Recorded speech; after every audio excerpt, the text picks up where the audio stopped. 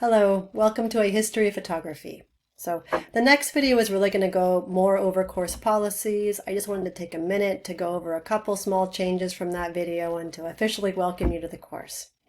So one small change is that there is a newer version of the textbook now available. It's the 5th edition. I'm not positive if the bookstore is going to have the 5th edition or the 4th edition out. There was some ordering discrepancies, but either way, they're very similar textbooks. There honestly aren't that many changes in between the 4th edition and the 5th edition. And there actually aren't that many changes in between the 3rd edition and the 4th edition. So whichever version of this textbook you get, 3rd, 4th, or 5th, in terms of your learning, it will be completely fine for the course. So if you find a really good deal on one of these versions, I would, feel totally fine if I were you just using that version.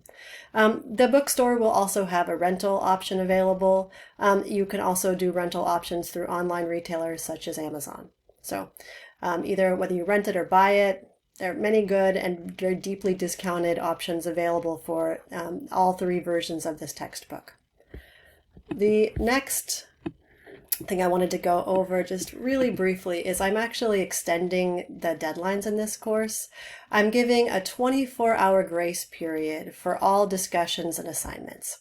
So you can submit an assignment up to 24 hours late and still receive full credit. There are no questions asked. You don't have to explain what happened. Just turn in your work within 24 hours of the deadline and you will receive full credit for your work. I will not accept work more than 24 hours late, primarily because most of the discussions and critiques are group participation based. And if you don't do them within the participation window, there's really not much point in, doing the assignments or discussions.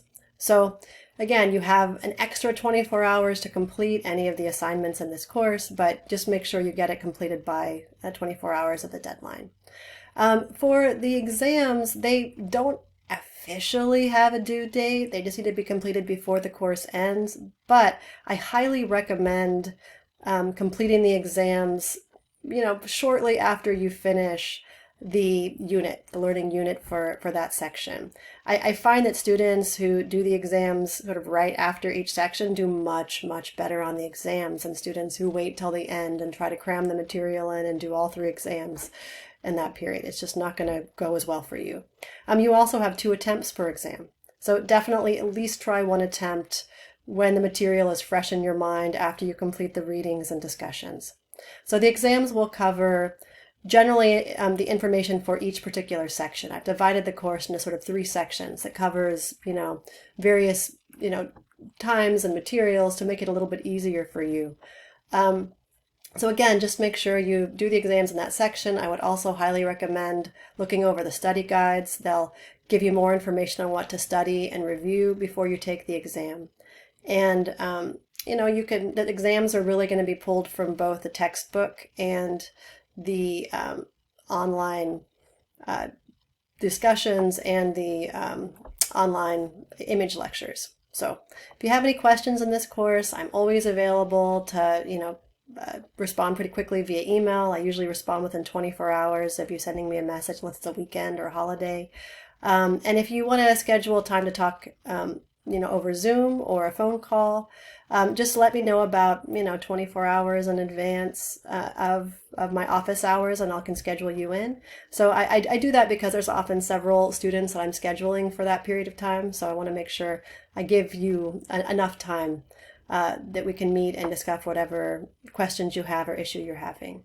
So if you can't meet during my office hours, I generally am also able to do sort of limited times during the week where I can also schedule additional office hours.